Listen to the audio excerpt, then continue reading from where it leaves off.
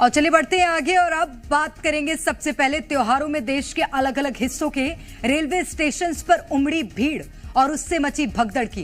दरअसल आज मुंबई के बांद्रा स्टेशन पर भगदड़ मच गई।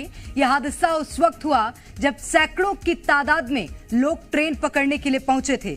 ऐसी ही तस्वीर सूरत और जोधपुर से आई, जहां अव्यवस्था का ऐसा आलम था कि भगदड़ जैसे हालात बन गए। सवाल है कि आखिर हर साल दिवाली पर ऐसी नौबत आती क्यों है? सरकार और सिस्टम क्यों भीड़ के आगे लाचार हो जाते हैं?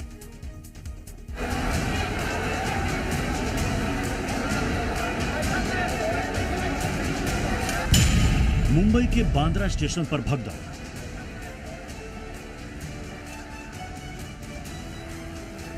सूरत रेलवे स्टेशन पर लंबी कतार। नई दिल्ली स्टेशन पर सीट के लिए धक्का मुक्की। बिहार के पटना में भी यात्रियों की भारी भीड़। मुंबई, दिल्ली, पटना, गुजरात, साल बदलते हैं लेकिन हालात नहीं। दीपावली और छठ के पहले हर साल की यही कहानी। पूरे साल रोजी रोटी के लिए महानगरों की दौड़ और फिर साल में एक बार अपनों के साथ त्योहार मनाने के लिए जद्दोजहद। तस्वीरें मुंबई के बांद्रा स्टेशन की। प्लेटफॉर्म पर चप्पल बिखरे पड़े। घर जाने की चाहत में सैकड़ों लोग इकट्ठा हुए और भीड़ बेकाबू हो गई। सुबह करीब 2:45 बजे यह हादसा हुआ। 22 कोच वाली गोरखपुर अंत्योदय एक्सप्रेस में सवार होने के लिए लोग दौड़ पड़े। ट्रेन को सुबह 5:10 पर रवाना होना था और उससे पहले यह हादसा हो गया।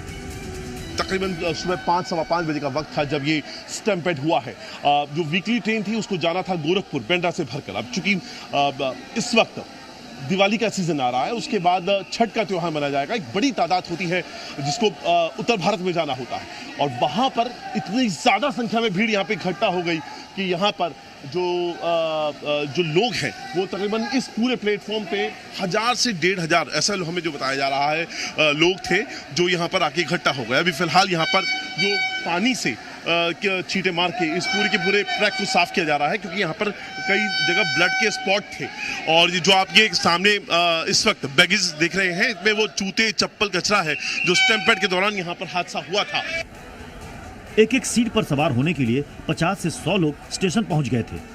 पुलिस का कहना है कि सुरक्षा के पर्याप्त इंतजाम थे, लेकिन लोग अचानक दौड़ पड़े, जिसकी वजह से यह हादसा हुआ। इस घटना में कुछ लोग घायल भी हुए हैं। 2 की हालत गंभीर बताई जा रही है और सभी का इलाज जारी है। कोई भी गंभीर रूप से घायल नहीं है। इसमें जो इंद्रजीत साहनी है उनके राइट थाई को लगा है, थोड़ा ज़्यादा लगा था तो उनको भाभा हॉस्पिटल में उनके ऊपर ट्रीटमेंट चालू है। नूर मोहम्मद जो है उनके लेफ्ट थाई में ज़्यादा लगा था तो उनके ऊपर सायन हॉस्पिटल में ट्रीटमेंट शुरू है। बाकी 2 लोग जो है वो फर्स्ट एड लेकर निकल गए हैं एंड रिमेनिंग जो है वो ट्रीटमेंट उनका चालू है। पुलिस कहती है कि व्यवस्था की गई थी। रेलवे कहता है हजारों की संख्या में स्पेशल ट्रेनें दौड़ रही हैं, लेकिन सच्चाई कुछ और ही है। महानगरों से यूपी बिहार जाने वाले ट्रेनों में रिजर्वेशन मिलना तकरीबन नामुमकिन है। जनरल कोच की क्षमता से कई गुना अधिक यात्री पहुंचते हैं। एक अदद सीट की चाहत में लोग जान की बाजी तक लगाने के लिए तैयार रहते हैं और नतीजा आपके सामने है। क्या हाल है? हाल तो बुरा ही है, क्या बताएं। अमूमन यही हाल होता है या त्योहार की वजह से ये हाल है? फिलहाल तो त्योहार की वजह से है, लेकिन ज्यादातर ऐसा होता भी है। क्या अनुभव है आपका इस चीज को लेकर? जब भी आप टिकट विकेट करवाते हैं क्लियर मिल जाता है या वेटिंग है? नहीं, अगर मतलब कि 60 दिन से पहले करवा लिए तो हो जाता है। एक तरफ रेलवे की व्यवस्था पर सवाल है, दूसरी तरफ उत्तर भारतीयों के लिए महानगर आकर 2 रोटी कमाने की मजबूरी, तो वहीं इन सब के बीच झूलती सियासत, जिसके पास इस समस्या का समाधान तो नहीं है, लेकिन आरोपों की कतार है जो हर साल यात्रियों के कतार से भी लंबी हो रही है। आपने देखा होगा आज बांद्रा में क्या हो गया। आज संडे रविवार का दिन है, फिर भी यात्री जिस तरह से भीड़ में घायल हो गए हैं, उसके लिए जिम्मेदार कौन है? क्या ये रेलवे मंत्री की जिम्मेदारी नहीं है? क्या सबसे ज़्यादा रेवेन्यू आपको मुंबई से मिलता है, चाहे रेलवे हो चाहे बीएमसी हो, सबसे ज़्यादा रेवेन्यू, लेकिन मुंबई लूटने का काम चल रहा है हर तरफ से। देखेंगे क्या होता है। शोर मचाते हैं कि 2 इंजन सरकार होगी तो सब ठीक होगा। महाराष्ट्र में तो 2 इंजन सरकार है, रेलवे भी उनके पास है और कानूनी व्यवस्था भी महाराष्ट्र गवर्नमेंट के पास है। इसके बावजूद अगर इस तरीके के वाक़यात हो रहे हैं पैसेंजर्स के साथ, तो कौन भरोसा करेगा रेलवेज पे? कौन भरोसा करेगा भारत सरकार और महाराष्ट्र सरकार पे? मैं महाराष्ट्र सरकार के नाकामी की बहुत निंदा करता हूँ। मिसमैनेजमेंट का ये आलम केवल मायानगरी मुंबई तक सीमित नहीं है। 300 किलोमीटर दूर सूरत स्टेशन से भी आज कुछ ऐसी ही तस्वीरें सामने आई। यहाँ भी पूरे 1 साल के बाद लाखों लोगों ने घर जाने का कार्यक्रम बनाया। छोटे से बैग में 2 जोड़ी कपड़े लेकर बीते 24 घंटे से लोग इकट्ठा हैं, लेकिन किसी को ये नहीं मालूम कि घर तक पहुंचेंगे कैसे।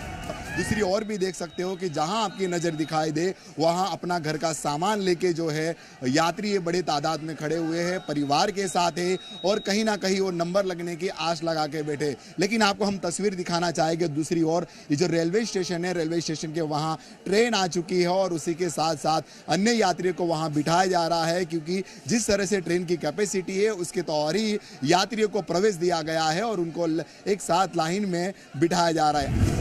देश के अलग अलग रेलवे स्टेशन से जो तस्वीरें आ रही हैं, उसमें अधिकतर लोग पूर्वांचल और बिहार जाने की कोशिश में हैं। नतीजा, पटना रेलवे स्टेशन पर भी क्षमता से अधिक भीड़ है। साल भर बाद दूसरे राज्यों से लोग घर लौट रहे हैं। पुलिस के लिए बड़ी चुनौती है। भीड़ जो है उस भीड़ में वो ना घुसें और अपनी बारी की इंतजारी करें और जैसे ही उनकी ट्रेन आए वो ट्रेन में आराम से चढ़ें। और इसके लिए पटना स्टेशन पर कई टीमें बनाई गई हैं। आरपीएफ की टीम अलग है, जीआरपी की टीम अलग है, पटना जिला प्रशासन की टीम अलग है, इसके अलावा रेलवे की भी टीम अलग है, जो 24 घंटा जो यहाँ पर सीसीटीवी लगाए गए हैं, जो यहाँ पर पब्लिक अनाउंसमेंट सिस्टम है उसे अनाउंस करके लोगों पर भीड़ पर निगरानी कर रहे हैं ताकि कोई दुर्घटना न हो। महापर्व छठ में तकरीबन 1.5 हफ्ते का वक्त बाकी है। उससे पहले ही अलग अलग स्टेशनों पर हालात बेकाबू होने लगे हैं। जो भीड़ अभी अपने घरों को लौट रही है, त्योहारों के बाद महानगर लौटना इनके लिए जहां फिर से मजबूरी होगी, तो वहीं इस व्यवस्था को काबू में करना पुलिस प्रशासन के लिए बड़ी चुनौती। मुंबई से अंकुर त्यागी, सूरत से प्रशांत ढिवरे और पटना से प्रशांत झा, जी मीडिया।